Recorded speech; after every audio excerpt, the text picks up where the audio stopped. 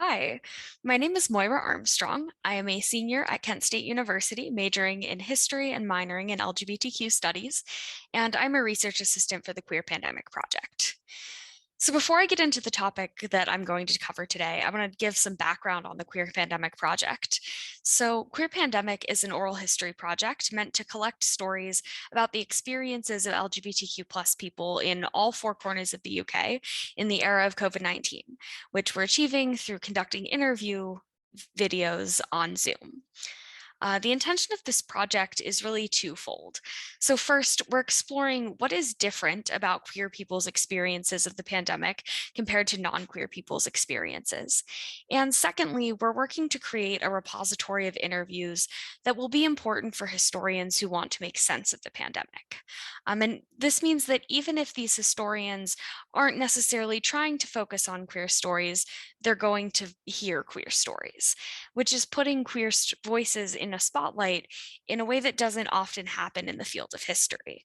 So instead of queer voices being hidden, they're front and center from the get-go in this project. Currently, we have done about 35 interviews. More will be coming in the next few months. And we're anticipating doing a really full and detailed analysis of everything we collect later. But today, as a sample, I'm going to be covering one of the major themes we've seen in the interviews we've done so far, which is the threat and reality of losing queer spaces to the pandemic and what that means for queer people.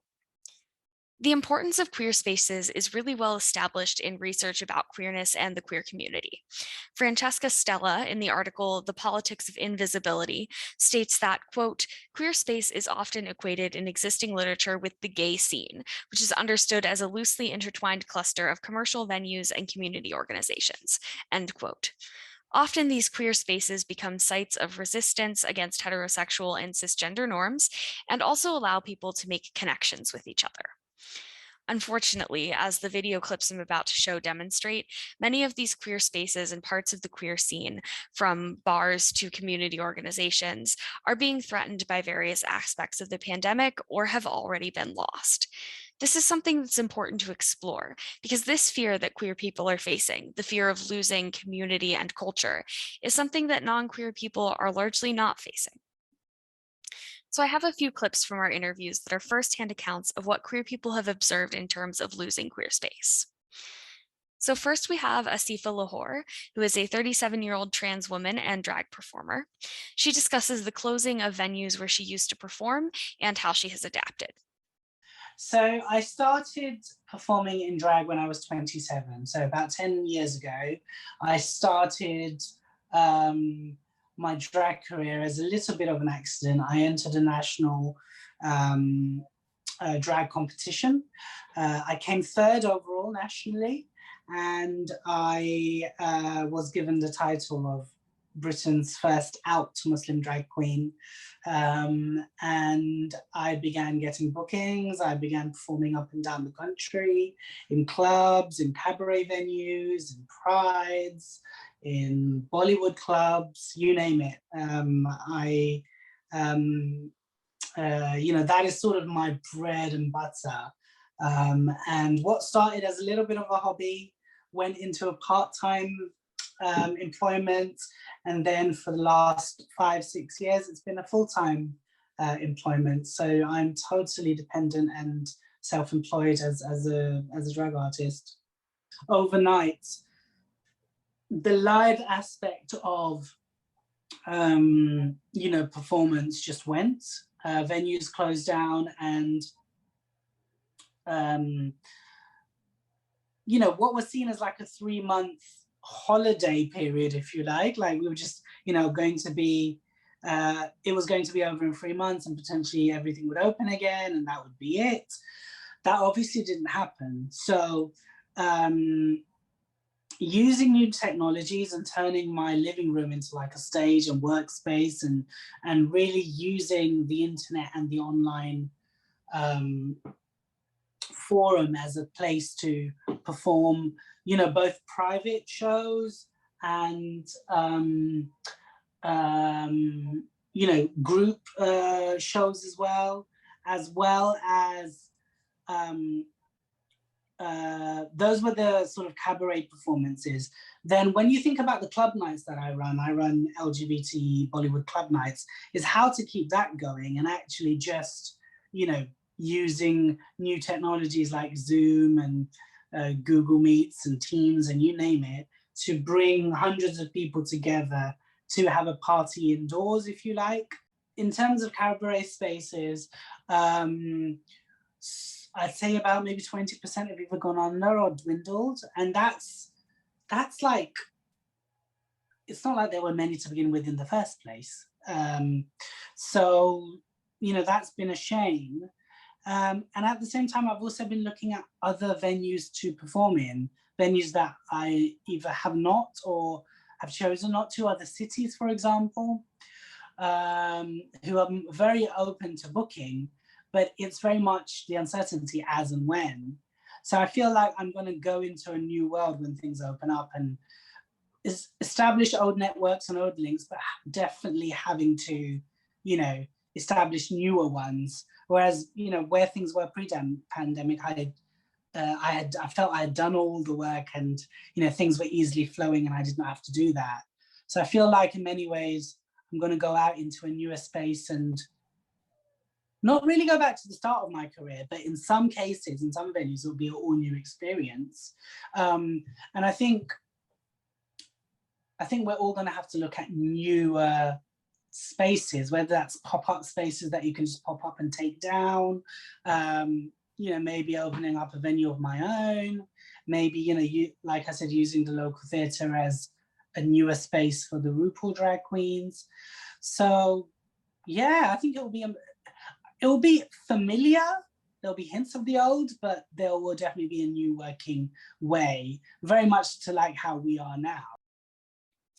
Next, we will hear from Emma Ashcroft, a 21-year-old bisexual non-binary person. They moved to London during the pandemic, and in these clips discuss how the pandemic has made it difficult to become part of the queer scene in the new place that they're living, as well as the loss of venues that they've heard about. Like I actually moved to London during this pandemic. Before I lived in London, I went to uni in Northampton. And in Northampton's only a town, and there is a whole one singular gay bar there, and it is aimed at like middle-aged gay men. So I never went there myself. I suppose, like I would have really liked to have like gotten in with like the queer scene in London, and I'm hoping that I will do at some point. But obviously, I haven't been able to at the moment, which has been a shame. My first thought is, and this is in particular to LGBTQ venues, but of course they're going to be affected as well, is obviously like closures because of lack of income. So I know that, because I'm from near Liverpool, which is a northern city in England, and there is like a gay town there, and I know that at least one of, I don't think it was one of the main ones, but I definitely heard about a queer venue in Liverpool having to shut down.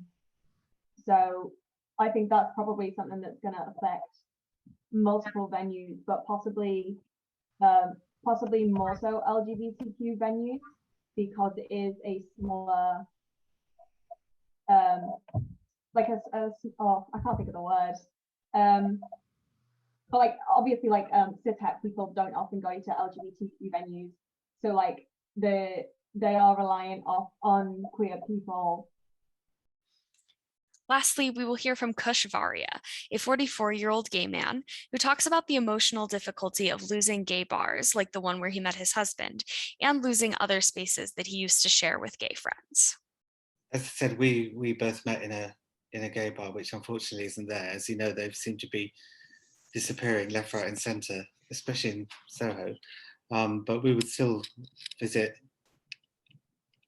gay bars and pubs and each other's houses, just seeing other couples in particular, like Justin and Mika, and you know, just other friends. So it felt like a real, you know, you work so hard to get to that point in life where you have your your gay family in particular, and for it to be taken away was quite emotionally difficult. I think isolation and loneliness is a is a is a big theme, from what I can gather by talking to people, and because you'd meet at those kind of cultural hubs or those safe spaces, you know, and not having those and having to isolate and wondering when it's all going to end, I think can be detrimental, especially to people's mental health. I do worry about. I think I worry about not clubs so much because I didn't go to them, but they're obviously important for younger people. But bars and pubs, I think they kind of have their niche spaces anyway. So for them to have the COVID impact on top and having to close down and having to reopen slightly but not completely, I think could potentially be detrimental in that it would see more places closing down, which I think would be really sad. These clips demonstrate that the closing of queer venues has been something that queer people have noticed happening over the course of the pandemic, and they understand why these losses are harmful to the community as a whole. But they also show that alternatives and innovations are occurring. As I mentioned, this is one of many recurring themes that have come up in these interviews, but it's one of the most important because it matters to so many queer people, which is why I wanted to cover it today. Thank you.